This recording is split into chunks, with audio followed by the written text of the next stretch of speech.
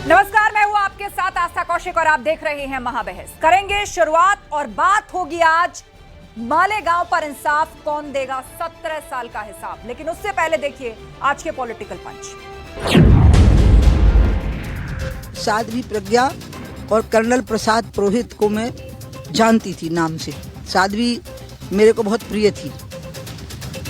इससे नई बात सामने आ गई कि एक भगवा आतंकवाद की थ्योरी रची गई, जिसके जनक हमारे मध्य प्रदेश के पूर्व मुख्यमंत्री दिग्विजय सिंह जी थे और वो राहुल गांधी के इशारे पर ये काम कर रहे थे।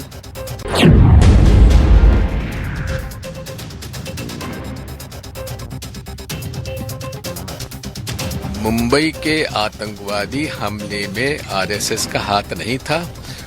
जो मेरे पे जो आरोप लगाए जाते हैं बिल्कुल गलत है। उन्होंने बोला कि हिंदू टेररिस्ट नहीं होते हैं। बिल्कुल नहीं होते हैं। बात यह है, किसने कहा कि हिंदू टेरर और इस्लाम टेरर?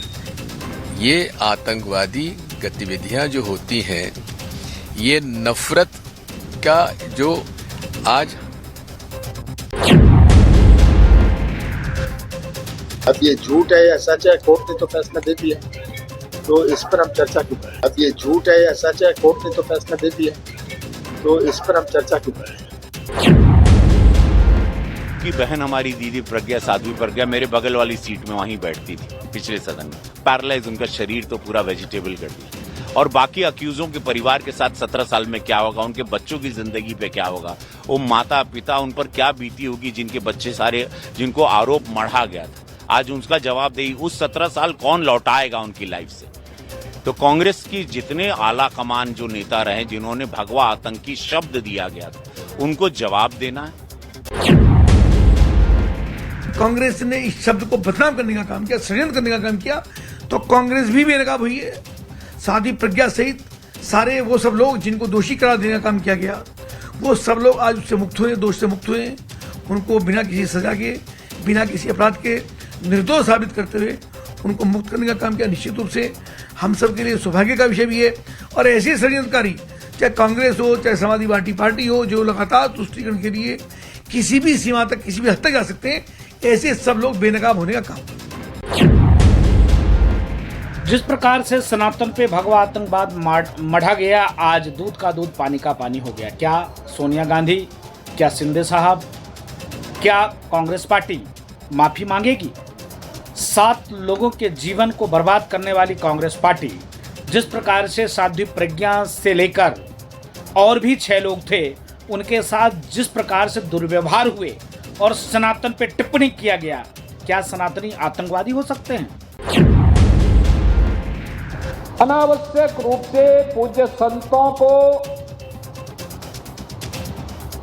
विवादित करने का प्रयास होता है, अनावश्यक रूप से, क्योंकि जिनका पूरा जीवन ही विवादित है, वे पूज्य संतों को भी विवादित करने का प्रयास करते हैं।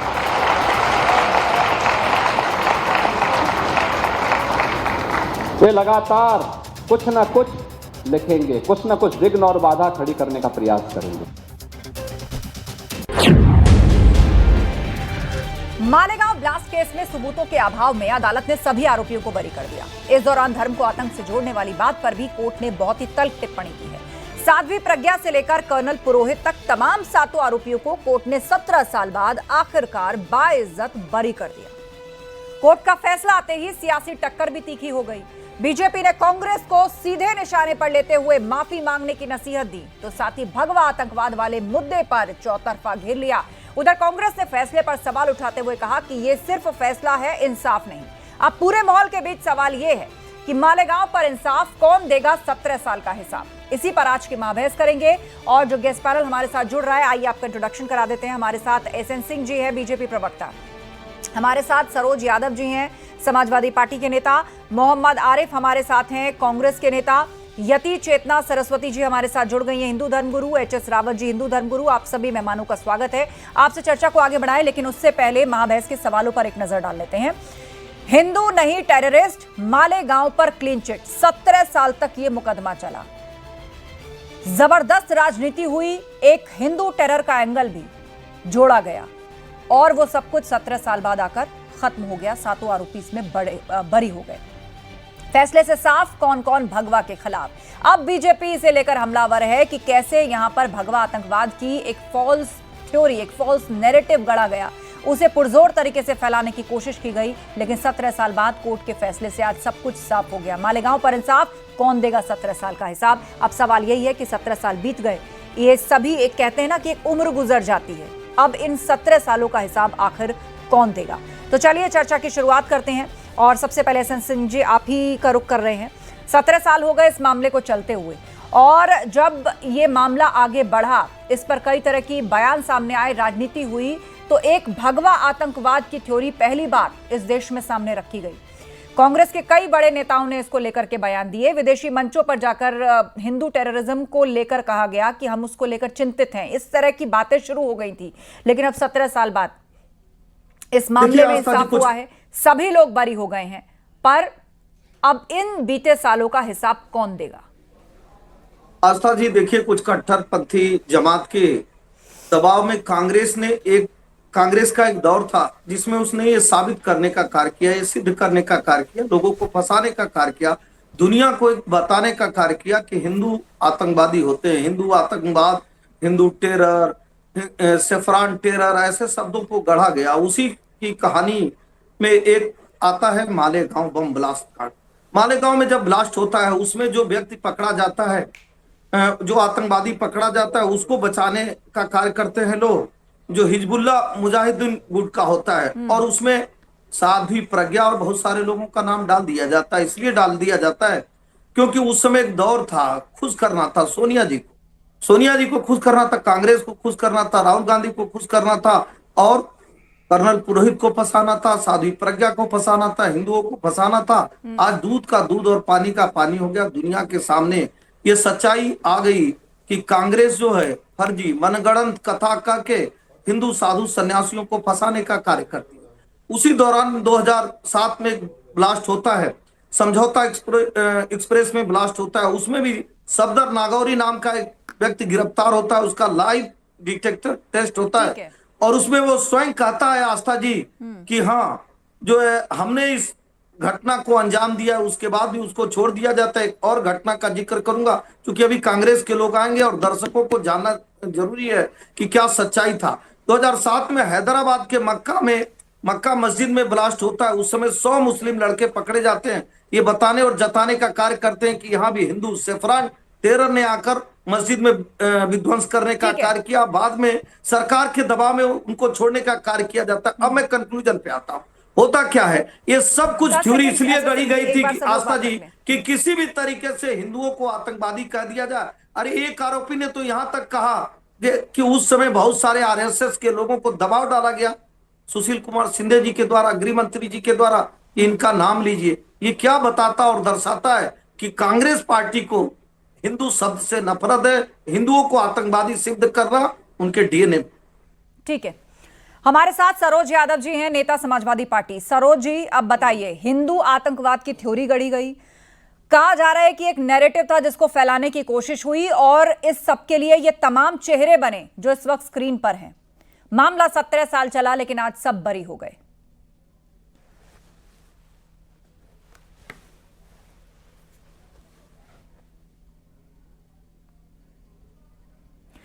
सरोज जी, आपकी वॉल्यूम म्यूट है, शायद उसको अनम्यूट कर लीजिए वहां से। जिस तरह से भी कहा कि हिंदुओं के विरोधी है, अब 17 साल के बाद आज ये सब बरी है, तो ये सरकार किसकी है? अभी यही सरकार तो हिंदूवादी, हिंदुओं का सबसे ज्यादा पैरोकार यही सरकार है ना कि हम हिंदू हैं। तो ये कैसे बरी हो गए? और ये आरोप जो कांग्रेस पर लगाया जा रहा है या जो भी है, तो ये कहना गलत है कि वो विरोधी है। विरोधी कैसे हो सकते हैं? आप बताइए कि सरकार 10 साल से, तो आपकी 11वां साल चल रहा है, भारतीय जनता पार्टी की सरकार है। सवाल यहाँ ये नहीं है, ये फैसला कोर्ट ने दिया है और कोर्ट ने टिप्पणी करी है कि केवल शक के आधार पर किसी को दोषी नहीं ठहराया जा सकता। ब्लास्ट के वक्त जो फिंगरप्रिंट थे वो भी सही नहीं थे, और आरडीएक्स जो था वो भी कर्नल पुरोहित के घर से नहीं मिला था। इस तरह की भी चीजें सामने आई हैं। नहीं, ठीक है, अगर शक के बिना पर हम किसी को दंड नहीं दे सकते, ये तो हमारा संविधान कहता है, और कानून भी यही है। उसी के बिना पर ये लोग रिहा भी हुए हैं।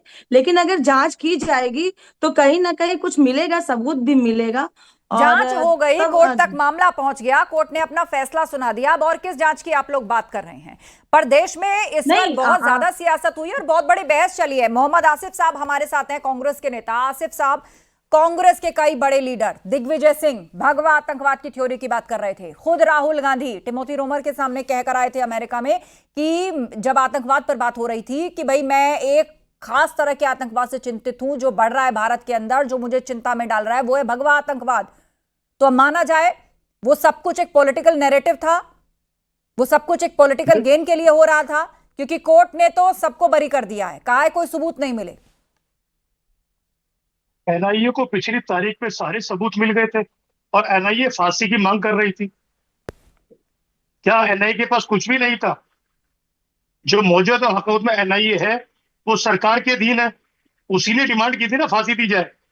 अब कोर्ट को लगा कुछ नहीं मिला इस एनआईए के पास में, फिर आपने बोल दिया और कोर्ट ने उनको सबको बरी कर दिया 17 साल के अंदर। यही कहना चाह रहे हैं ना जो आज चैनल पे चल रहा है, भगवा आतंकवाद की बात सारे लोग आके भारतीय जनता पार्टी के मुख्यमंत्री तमाम लोग देश के अंदर माहौल को चेंज करना चाह रहे हैं। जवाब देना था पार्लियामेंट, सिंदूर के ऊपर चर्चा कर रहे हैं हम, इसके ऊपर तमाम चैनलों को बोल दिया आप इस पर चर्चा कीजिए। 21 तारीख को कोर्ट का फैसला आया, उसके ऊपर जब हाई कोर्ट ने बरी किया, सरकार 24 घंटे में तो सुप्रीम कोर्ट चली गई। आसिफ साहब, ना आप नहीं, इसको छोटी ऑपरेशन बात समझ सिंदूर रहे पर आप लोग उसको चर्चा चाह रहे थे, नहीं, संसद में चर्चा नहीं, हुई, ठीक है, नहीं, आप जिसको जो- जो बोलना आप था बोला। हाई कोर्ट के- लेकिन आप क्या आप हाई इसे कोर्ट- क्या हाई आप कोर्ट इसे में छोटा सुनिए। करके आंक रहे हैं कि एक इतनी बड़ी फॉल्स थ्योरी, एक इतना बड़ा भगवा आतंकवाद का नैरेटिव जो था इस देश में छेड़ ही दिया गया था, पूरी तैयारी थी कि ये फैल जाए, और उसके बाद अब कोर्ट से सभी बरी हो जाते हैं। तो अब पूरी तरह वो चीज झूठी साबित हुई ना, वो तो फेक साबित हुआ। अब आप इसको ऑपरेशन सिंदूर के इर्द गिर्द घुमाने की कोशिश कर रहे हैं। आप ये कहना चाह रहे हैं कि जितने लोग मारे गए वो सब बेगुनाह लोग बेचारे जिनकी जान ली गई वो सब खत्म।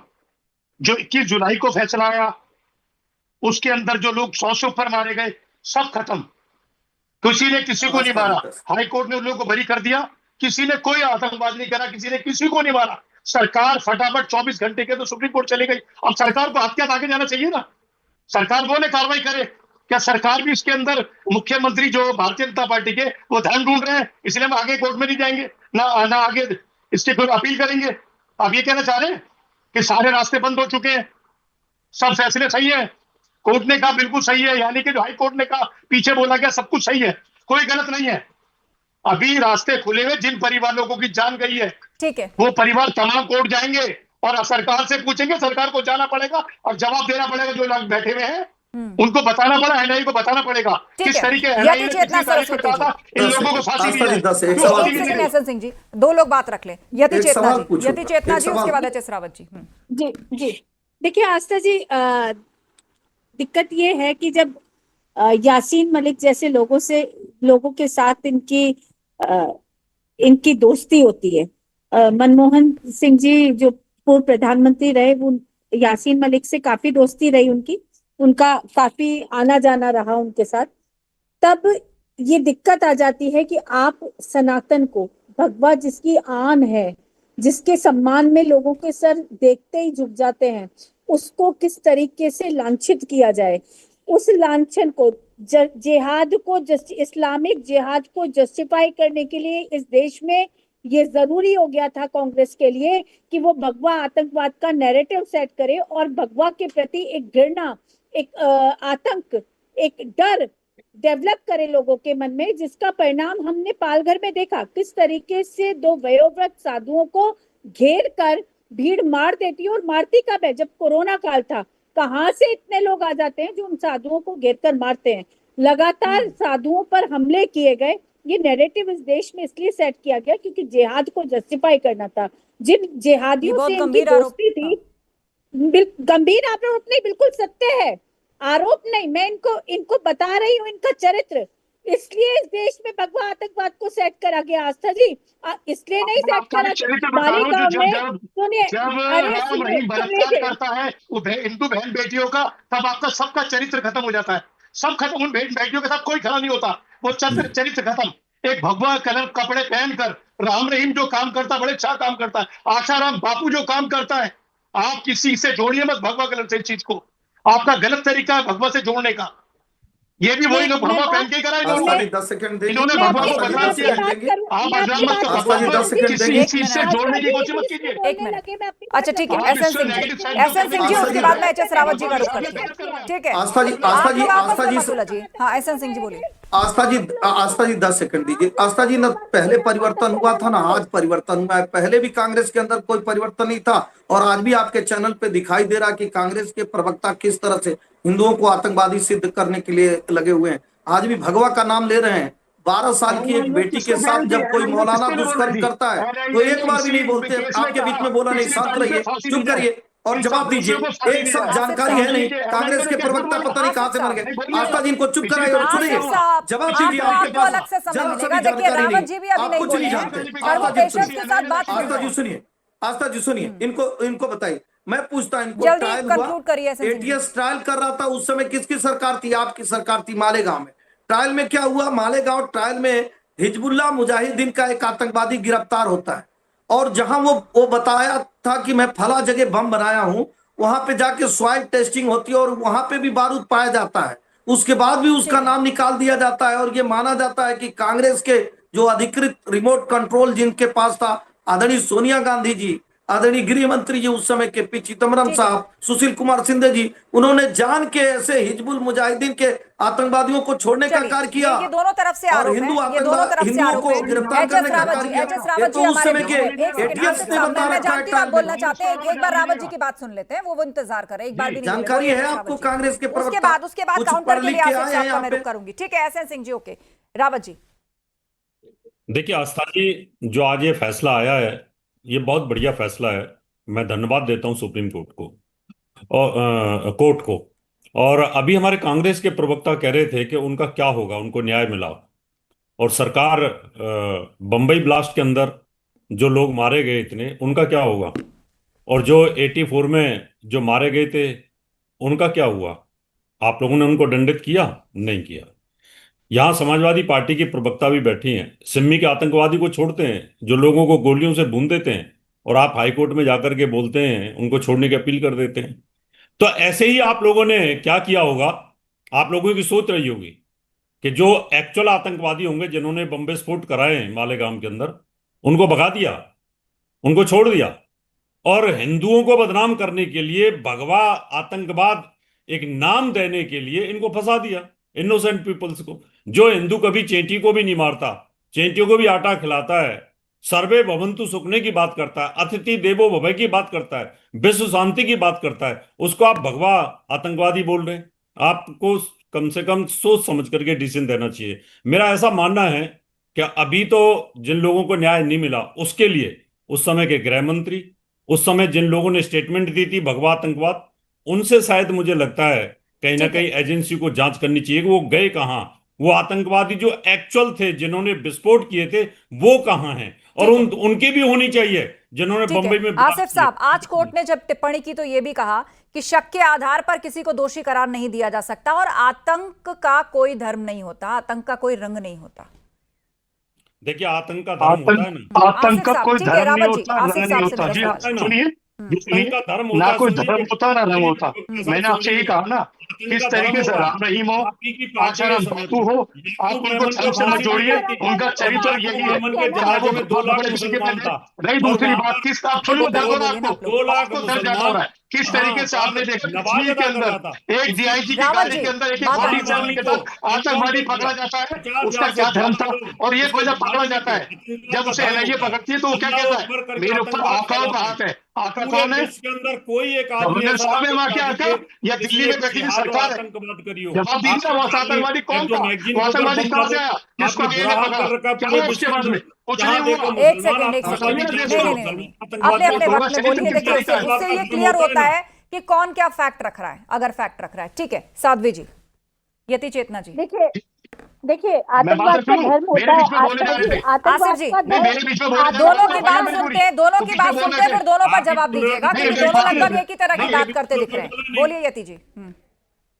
आस्था जी, आतंकवाद का रंग डिसाइड करने के लिए तो भगवा आतंकवाद कहा गया था। आज ये कह रहे हैं आतंकवाद का रंग नहीं होता, क्योंकि आतंकवाद का रंग तो इनको पता है और आतंकवाद का धर्म भी इनको पता है। कौन सा ऐसा आतंकवादी है जो इस्लाम से जुड़ा हुआ नहीं है? न जाने कितने बम ब्लास्ट, अभी पुलवामा में धर्म पूछकर हत्या कर दी गई ना, निर्दोष लोगों की, जो वहां घूमने गए थे कश्मीर में, वहां पहलगांव में, वहां नवविवाहित जोड़ों की हत्या कर दी गई ना, और उनसे पूछा गया कि आपका धर्म क्या है, अगर हिंदू हो तो एक तरफ हो जाओ और अगर मुसलमान हो तो अलग हो जाओ। तो धर्म पूछ की तो हत्या होती है इस देश के अंदर। यहाँ सरतन से जुदा के नारे कौन बुलंद करता है?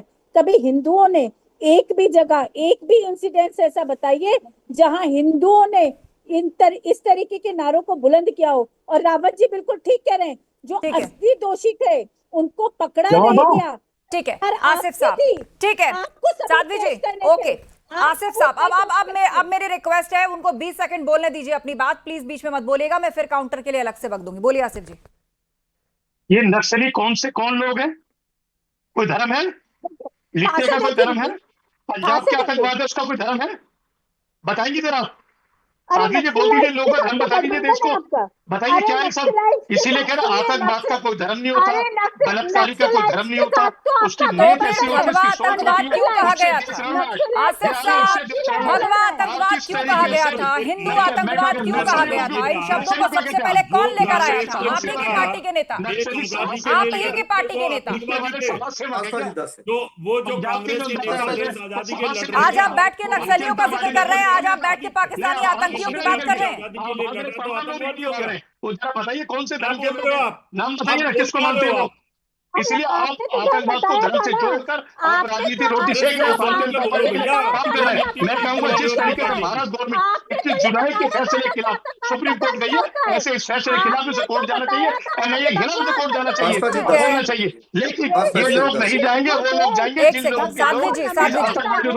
शांत रहिए, ठीक है आसिफ साहब, एक मिनट, आपने नक्सलियों का जिक्र किया, एसएन सिंह जी इस पर जवाब दीजिएगा। नक्सलियों का जिक्र किया और कह रहे हैं कि पाकिस्तान के आतंकवादी, क्या उनका कोई धर्म है? दोनों का नहीं, देखिए, कांग्रेस चाहे वो नक्सलवाद हो, चाहे वो आतंकवाद हो, या जितनी भी ऐसी घटनाएं घट रही थी, ये सबका जनक कौन है? ये सबके जनक जो है वो कांग्रेस पार्टी है। आज नक्सलवाद भी समाप्त करने का संकल्प कौन लिया है? भारतीय जनता पार्टी लिए। हम धर्म देखकर बात नहीं करते, लेकिन धर्म देखकर जो लोग गोली चलाते हैं, अगर कांग्रेस पार्टी की कोई अभिनेत्री, कोई नेता अगर संसद में भी नहीं कह पाती है कि आतंकवादियों ने धर्म पूछा, कलमा पढ़ने के लिए कहा, पैंट खुलवाया, तो ये माना जाएगा कि कांग्रेस एक विशेष धर्म के साथ खड़ी है। 2-3 चीज बातों पे मैं आता हूँ। हुआ क्या आस्था जी, जब ये सिद्ध हो गया कि एक विशेष धर्म के लोग ही 2004 में, 5 में, 6 में, 7 में, 8 में लगभग 6000 विस्फोट की घटनाएं भारत में कराई गई है, उस समय कांग्रेस की सरकार थी। उस समय पूरी दुनिया में एक चर्चा का विषय बन गया कि एक विशेष कौम जो है, एक विशेष धर्म के लोग इस तरह के आतंकवादी घटनाओं को अंजाम देते हैं, चाहे वो संसद भवन पे आतंकवादी घटना हो, चाहे वो हैदराबाद में हो, चाहे वो केरल में हो, चाहे वो मुंबई में हो, चाहे वो दिल्ली में हो, जहां भी इस तरह की घटना हो रही थी, वहां जो गिरफ्तार हो रहा था वो कोई ना कोई एक विशेष धर्म से ही हो रहा था। तो कांग्रेस पार्टी को लगा कि क्यों ना हम हिंदू धर्म को भी बदनाम करके, मदद करके, राजनीति छोड़ के वोट नीति, आपकी बात सुनी ना, अब आप बाकी लोगों को बोलने दीजिए। आस्था जी, वोट नीति के लिए राष्ट्रनीति छोड़कर कांग्रेस ने इस तरह के कुचक्र को अपनाया। जब 2004 से 14 तक इनकी सरकार थी, तो उस समय 6000 ऐसी बम विस्फोट की घटनाएं हुई जहां जो भी आतंकवादी पकड़ा गया उसका धर्म था और धर्म इस्लाम था। हम ये नहीं कह रहे कि इस्लाम धर्म आतंकवादी होते हैं, लेकिन जिस धर्म का व्यक्ति पकड़ा गया वो इस्लाम धर्म का व्यक्ति पकड़ा गया और सब लोगों ने कहा कि ये आतंकवादी है। लेकिन कांग्रेस ने सोचा कि हम तुष्टीकरण की राजनीति कैसे करें, राष्ट्रनीति छोड़ के वोट नीति कैसे अपनाएं। तो आस्था जी, उन्होंने सोचा कि आसिफ जी आपका जवाब, इसके बाद सरोज यादव जी बोलिए। इसलिए उन लोगों ने इस तरह की षड्यंत्र रचने का, चलिए सिग्नल चला गया उनका। सरोज यादव जी जी, आवाज देखिए, टेररिस्ट का कोई जात नहीं होती है। और भगवा और जिस तरह से अभी कह रहे हैं कि पहले इतने कांड हुए, उस पर क्या हुआ, उनको उन पर जांच हो, वो पकड़े जाएं। अगर देखा जाए तो 2000 जब से ये 11 सालों में जो सरकार बनी है, चाहे वो पुलवामा कांड हुआ हो, चाहे पहलगाम कांड हुआ हो, उनके टेररिस्ट उनके जो हमलावर थे आज तक पकड़े नहीं गए, उन पर कोई कार्रवाई नहीं हुई। और अगर बात की जाए तो हम ये कहते हैं कि नाराज हो भगवा रहे हैं कि हमारा वोट काट रही है बैठ के, हमने सिमी का वो समर्थन किया, बीजेपी में उछल कूद रहे हैं, अखिलेश चुप यादव करा जी दीजिए, कहेंगे दूसरा धर्म के बोला नाम पे बोलने दीजिए। आतंकवादियों को छोड़ा, और चुप करा समाजवादी दीजिए। पार्टी की प्रवक्ता बैठ के आज उन आतंकवादियों की बुराई कर रही है। निश्चित तौर पे आज अखिलेश यादव जी नाराज हो रहे हैं। नहीं, और हम आपको लोग जानना, सोचना आतंकवादी और की समझना बुराई चाहिए। बताइए, वहाँ की पुलवामा हम लेफ्ट तो कांड बलात्कारी की बुराई करते हैं, जो बलात्कारी आतंकवादी के करते साथ हैं। खड़ी हो जाती है, आतंकवादी नहीं, धर्म है, हिंदुओं को बलात्कार में धर्म आतंकवादी होता है। कहने में गुरेज नहीं समाज करती है। ये मानसिकता में निश्चित तौर पे होता है। सवाल बनता है। बात और ये है, समाजवादी बात है, बताया नक्की जाता है के बारे में बोल नहीं सकते। जिसको ब्लू नहीं फिल्म बोलते, दिखाया नक्सली के जाता बारे में। था, एक साधु, एक आपकी राजनीति सन्यासी की सुई जिसको जहाँ गलत रुकी है, तरीके से वहीं रुकी, उससे फंसाया आगे गया, नहीं बढ़ जिसका सकती। जीवन बर्बाद किया गया। आपको सिर्फ आज राजनीति इसका एक चीज करनी है, जिम्मेदार और आप जवाबदेह 11 कौन है? साल से तो देश के अंदर जो कांग्रेस पार्टी राजनीति है जिम्मेदार वो ये हो रही है, जिस तरह से इसके अलावा कुछ नहीं हो रहा है देश के जवाबदेह अंदर। और जिम्मेदार है जो हाँ, ऐसी देश को पार्टी आपने का कहा कि समर्थन खत्म करती किया है बोलने हर वाली विषयों नहीं पर। है।